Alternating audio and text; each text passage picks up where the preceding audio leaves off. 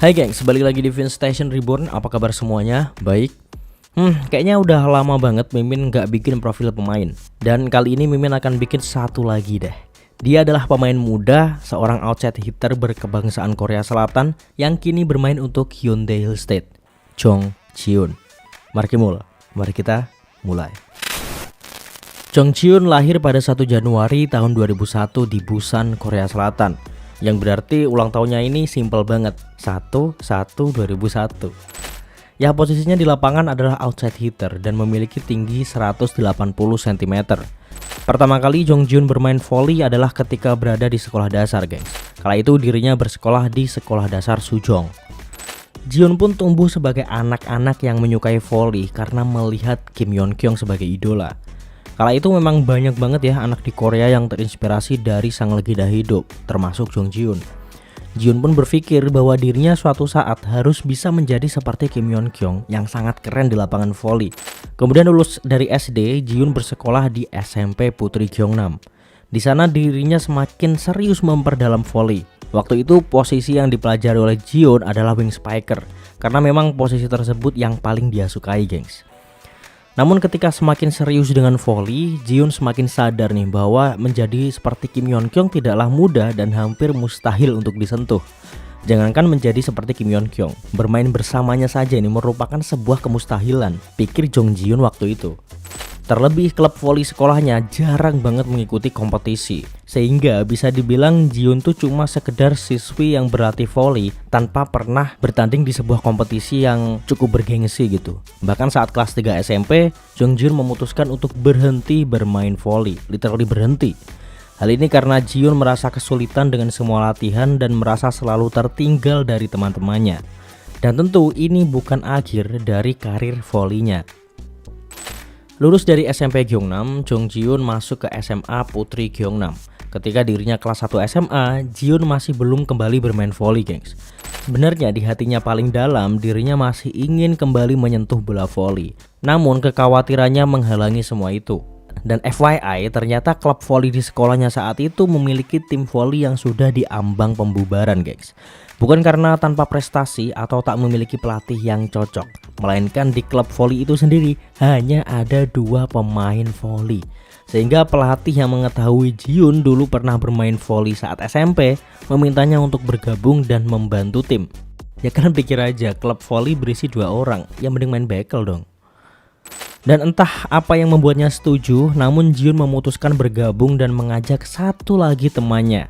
Namun tim tetap tak bisa bergerak seperti pada umumnya karena hanya ada 4 pemain di dalamnya. Masih banyakkan jari kaki loh.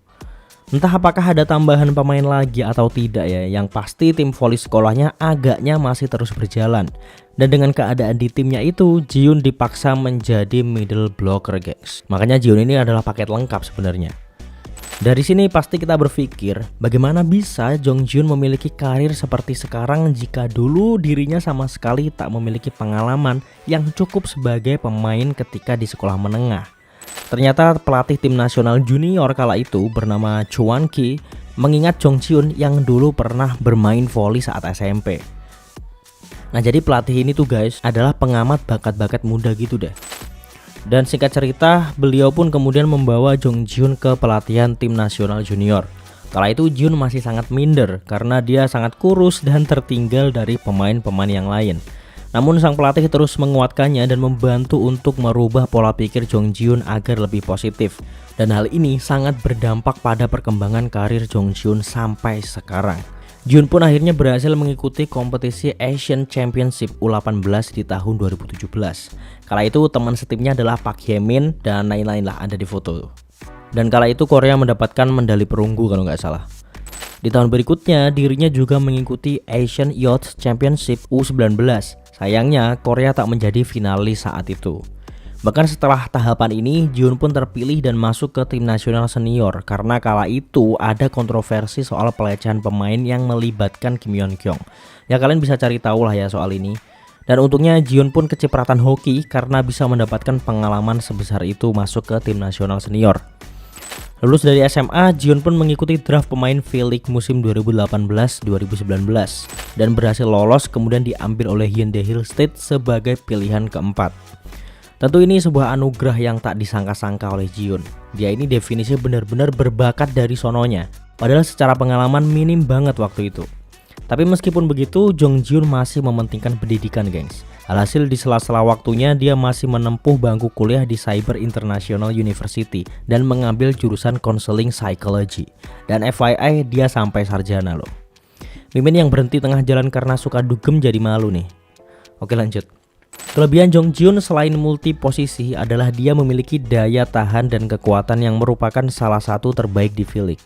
Meskipun untuk kelas pemain menengah tingginya masih kurang ya.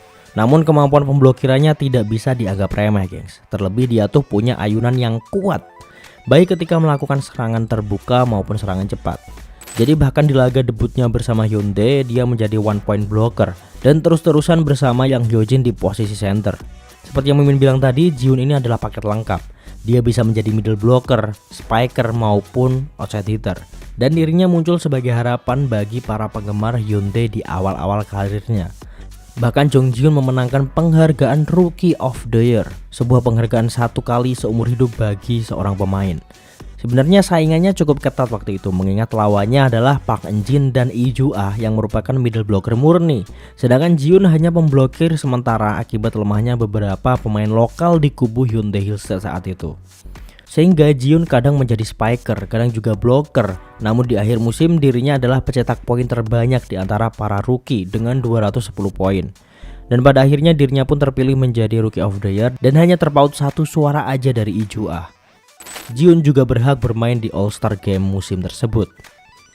Nah, ketika sekitar musim 2020-2021 karena daya ofensifnya sangat tinggi, pelatih Lee Do-hee meletakkannya sebagai wing spiker untuk jangka panjang. Karena tentu secara fisik dia masih kurang jika dijadikan sebagai middle blocker kan. Namun ternyata di pertengahan musim Lee Da-hyun mengalami cedera bahu yang sangat tidak memungkinkan untuk dirinya bermain. Sehingga Jiun dimainkan sebagai middle blocker murni menggantikan Da-hyun. Meskipun dia masih sering merubah posisinya sih, bahkan pernah menjadi opposite juga di musim ini. Dan akhirnya setelah musim ini, ketika Da-hyun sudah sembuh dan bisa bermain nih, Jong Jiun mulai diprospek sebagai wing spiker jangka panjang. Lagi-lagi pertimbangan pelatih adalah karena kekuatan ofensifnya yang lumayan tinggi, gengs. Jadi sayang banget kalau tidak dimanfaatkan. Di akhir musim 2021-2022, Jiun pun terpilih bersama Go Ye-rim untuk mewakili tim nasional pada gelaran VNL. Namun sayangnya Jiun tak dapat menyelesaikan turnamen karena patah tulang dan dirinya sangat stres waktu itu. Tentu kekecewaan dari penggemar mencuat karena memang tahun itu adalah tahun pertama di mana Kim Yeon Kyung sudah tak lagi bermain di timnas. Jadi semua orang benar-benar berharap nih pada Jong Jiun. Ya apa mau dikata lagi sih, Jong Jiun benar-benar cedera dan tak dapat dimainkan. Musim 2022-2023, Jiun sudah bisa kembali ke tim namun dengan minimnya latihan akibat cedera yang baru saja dialami. Kemampuan ofensifnya menurun karena jumlah receive yang terlalu banyak diberikan kepadanya. Dan tentu semakin banyak receive yang diterima oleh seorang pemain, maka itu akan semakin mempengaruhi kualitas serangannya. Bisa jadi karena posisi tidak siap dan mental yang tergoyahkan. Namun Jong Jiun menyadari bahwa dirinya tak bisa terus-terusan minus. Dirinya pun berdedikasi untuk latihan lebih keras lagi. Terlebih ini adalah musim terakhir Hwang Min Kyung di Hillstead, sehingga mau nggak mau ya musim depan dirinya akan menjadi salah satu tumpuan nih. Musim 2023-2024 dirinya bermain bagus dan semakin bagus lagi di Piala KOFO. Kemampuan receive juga semakin meningkat diimbangi dengan kemampuan ofensif yang sangat baik. Dan benar ya Hwang Min Kyung pindah ke IBK Altos, sehingga Jong Jiun menjadi salah satu tumpuan tim. Sayangnya saat mengikuti kompetisi Asia ya, dirinya mendapatkan cedera ligamen yang mengharuskannya beristirahat di awal-awal V-League dimulai. Dan baru pada bulan November dirinya bisa bermain kembali, jadi sekitar di pertengahan V-League lah. Bahkan di pertandingan pertamanya pasca cedera, Jiun langsung menjadi MVP laga tersebut. Dan setelah itu Jiun terus bermain bagus. Tingkat keberhasilan serangannya meningkat, receive dan dig juga semakin stabil.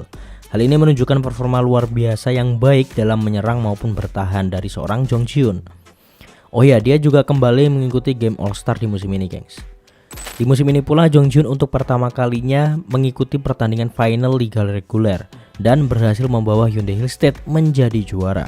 Berakhirnya musim 2023-2024 sekaligus juga menjadi pertama kalinya bagi Jong Jiun menjadi pemain bebas transfer. Dan karena penampilan konsistennya, Jihyun pun tetap bertahan di Hyundai Hillstead. Kayaknya pemain ini bakal tua di Hillstead sih. Nah setelah itu Jong Ji-Hoon sempat dipanggil membela tim nasional untuk kompetisi VNL gengs. Namun ia mengalami cedera fatigue fracture atau patah tulang akibat kelelahan pada tulang keringnya, sehingga gak mampu menjalani latihan dengan normal dan gagal tampil di VNL. Dampaknya di liga cukup serius ya. Efek cedera ini berlanjut hingga musim reguler, membuatnya harus absen di beberapa pertandingan musim 2025-2026. Tapi ya beruntung bagi tim karena posisi yang ditinggalkannya mampu diisi dengan baik oleh Yerim. Nah setelah kembali bermain sebenarnya performanya cukup baik gitu, dan bahkan sempat terpilih menjadi MVP. Dan waktu itu Jong Ji-Hoon juga terpaksa memikul beban lini serang sendirian gitu. Nah akibat terlalu memaksakan diri, Jong Ji-Hoon kembali absen di pertandingan berikutnya. Sayangnya cedera tulang keringnya harus memburuk dan berkepanjangan guys, yang akhirnya membuat Jong Ji-Hoon dinyatakan season out atau absen hingga akhir musim. Dan kalau ditanya jika tak menjadi pemain voli ya maka dia akan menjadi apa? Ya mungkin akan terus meneruskan kuliah dan menjadi mahasiswi teladan. Dan itu yang dibilang oleh Jong Ji-Hoon sendiri. Ya itu dia gengs ya, singkat profil dari seorang Jong Ji-Hoon, pemain serba bisa yang masa depannya di pervolian Korea masih sangat panjang. Silakan yang mau menambahi, barangkali ada poin penting yang mimin miss dalam informasi di atas. Dan jangan lupa subscribe, bunyiin lonceng notifikasinya supaya kalian gak ketinggalan konten-konten terbaru dari Vince Station Reborn. So, see you in the next video and bye-bye. I know you told your friend you're not okay, and tell me what's wrong and why you never said you felt that way. Guess you're trying to stay strong and fake a smile until I look away. But I've known you too long, it hurts to watch your